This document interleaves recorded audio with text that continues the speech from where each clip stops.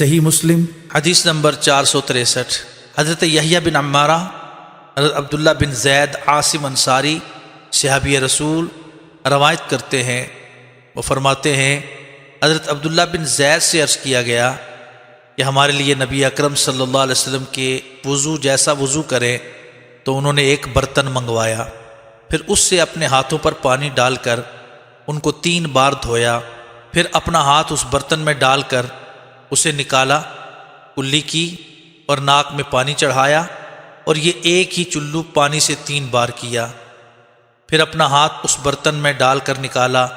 تو چہرے کو 3 بار دھویا، پھر اپنا ہاتھ داخل کیا تو پانی نکال کر ہاتھوں کو کوہنیوں سمیت دھویا، پھر ہاتھ داخل کیا، پانی نکالا اور سر کا مسح کیا، اپنے ہاتھ کو آگے لے گئے اور پیچھے لائے، پھر پاؤں کو ٹخنوں تک دھویا، پھر فرمایا کہ نبی اکرم صلی اللہ علیہ وسلم کا وضو اسی طرح تھا۔ صحیح مسلم حدیث نمبر 464 اسی حدیث کے مثل ہیں۔ صحیح مسلم حدیث نمبر 465 ایک اور سند کے ساتھ بھی اسی طرح مروی ہے، اور اس میں فرمایا کہ 3 بار کلی کی اور ناک میں پانی چڑھایا، لیکن ایک چلو کا ذکر نہیں فرمایا۔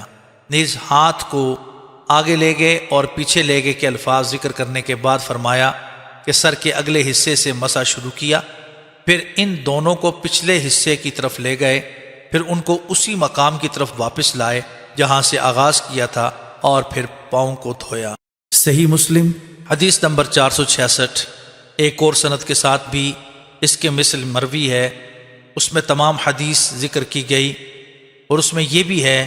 کہ 3 چلو سے کلی کی اور ناک میں پانی چڑھایا، اور یہ بھی فرمایا کہ آپ نے سر کا مسح کیا